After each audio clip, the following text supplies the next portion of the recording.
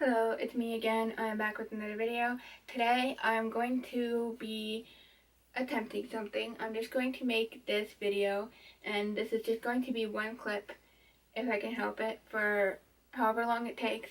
And I'm just going to tell you my dream wardrobe and what I want in my dream wardrobe and what kinds of fabrics and fashion styles and stuff like that I would love to have in my dream wardrobe. And there are some things in my wardrobe that I want to keep, also known as this skirt that I have. I'm keeping this because it's the most comfortable thing in the universe. I love it, and it's so comfortable and it's so flowy.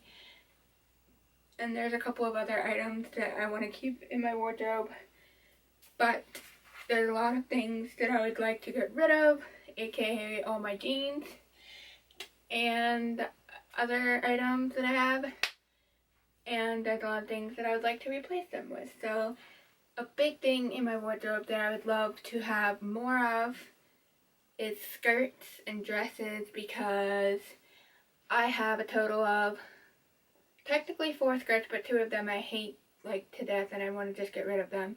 And I have 2 dresses, one of them I really hate and want to get rid of.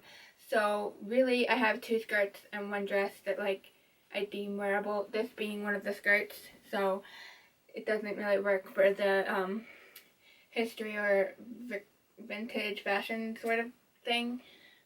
But there's a lot of things that I would love to have in my wardrobe, and the biggest thing would be skirts and blouses, a lot heavily inspired by the 1890s and Edwardian time periods, and that's just number one. Then I'd love to have more dresses, a lot of vintagey inspired dresses like the 1940s and 30s and stuff, and just dresses from the 1860s and all kinds of eras.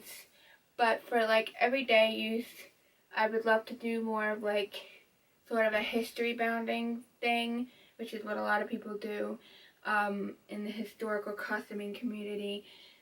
I would love to be, if I do the historical bounding thing, I would love to do a lot of, again, 1890s and Edwardian inspired things and vintage inspired things, and even inspired, medieval inspired, Regency inspired, and 1860s inspired, but not heavily, oh, you're dressed up in a costume from the 1860s or something like that, because that can happen.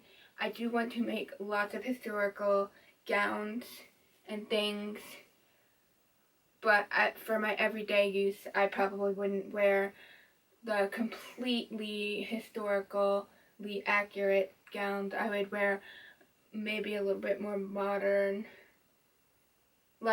historical history bounding, which is taking something historical, whether it's taking the form of it or the shape or the style idea, and making it just a little bit more modern.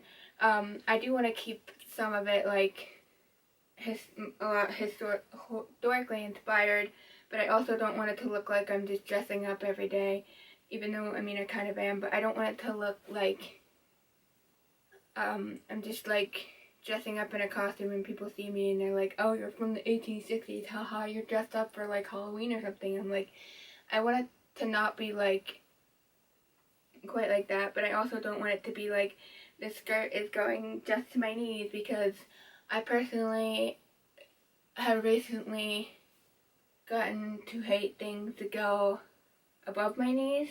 I want it to be below my knees and not any higher, whether that comes to pants or skirts or dresses or anything. And so I don't want to be all modern and have super short things and cropped shirts and things like that, because that's not my style at all. So basically, in my dream wardrobe, I would like to have all natural fibers, including wool, flax, linen, cotton, maybe silk. I probably won't have that much silk because I'm not if I was doing a cool gown or something historical, I might do silk, but for my actual daily wardrobe, I probably wouldn't really have a lot of silk. But that's another natural fiber that could be used. Cotton, did I say that already? And anything natural fibered. And if I don't have something natural fibered, it's gonna be something that I found at a thrift store, a used store, a consignment shop. I'm not contributing to fast fashion, or I already own it and I'm just keeping it because I liked whatever it is. Like a lot of my t-shirts I'm keeping and I will wear them quite often, but yeah, and a lot of them have come from like online and stuff, so a lot of them probably were originally contributing to fast fashion, but that was before I got into this, and since I have them and like them, I'm keeping them. And yeah, that's on that subject. And then there's a few other items in my wardrobe, like some cardigans and things that I want to keep. And I'm probably going to keep most of my like sweatshirts and stuff. Not all of them. There is one that I'm actually thinking about getting rid of. But there's some things that I'm going to keep and a lot of things that I would love to get rid of. I actually want to go through my wardrobe again sometime soon. But things that I would love to have in my wardrobe are just like a lot of blouses, a lot of skirts, a lot of vintage inspired dresses, and trousers and blouses that are vintage inspired. Like, you know, like, I think of like Rachel Matsky, who is a YouTuber. I'll link her down below. She does a lot of vintage inspired stuff and she has such a cute wardrobe. She's either doing something super cute with vintage inspired or like a Hobbit look or like an Edwardian look, and I'm just like, I want all of it. But it's really cute, and she does a lot of like adventure-y kind of like character kind of lookbooks or whatever you call them, and she like does it with like cute trousers and stuff, and it's not like jeans, it's like vintage trousers. I will post a picture here if I can find one, and you can kind of see what I'm talking about, but like pant wise, that is what I would like to have to wear. And whether it's a vintage, like from an actual, like it's actually vintage, or I sew it, either way, that is the kind of pants that I would like to get into. And in terms of blouses, I would love to have some vintagey looking blouses and skirts that are vintagey looking, and also heavily 1890s and Edwardian inspired blouses and skirts, because that is my jam. I love them. And as far as the color palette goes, I'm like obsessed with different like browns and like basically autumn colors, but also some like greens and blues and purples. Like, it depends on what it is, but I'm like heavily into like the browns, greens, and like kind of like a hobbity colored theme, I guess. I can show you some colors here that I'm into. There's a lot of different ones, and I'm really into like some checks and wool, like different wools and different like plain colors too. And what's the word I'm looking for? I'll insert a picture right here. You can see what I'm talking about. And I'll insert the word here when I can remember what the word is called. But it is a something.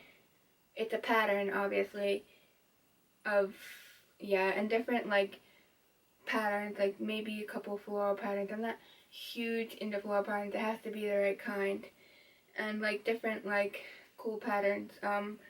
As far as fabric goes, if you want to do anything similar to me and you want to find natural fabrics, I would suggest checking out Burnley and Trowbridge, which is an awesome site that has like, I would say it's not the hugest range, but everything they have on there is natural, so it's really nice.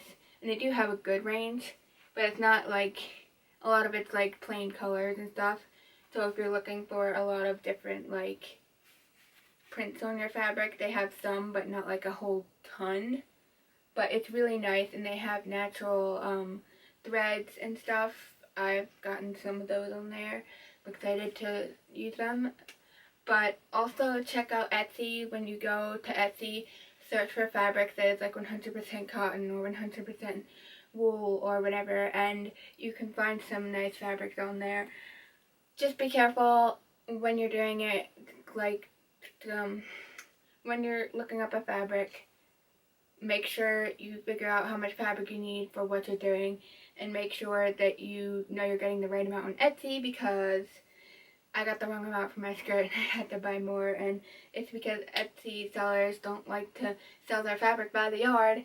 So when you search for fabric on Etsy, type in by the yard and it will help you narrow down your search. If you are someone who uses yards instead of millimeters or whatever these people use on there, it's really annoying. So yeah, so a lot of like other items that I would love to have in my wardrobe would be like waistcoats, what am I saying, vests, and stuff like that, kind of like Rachel Maskey and her like hobbity looks, like those kinds of things would be really cute.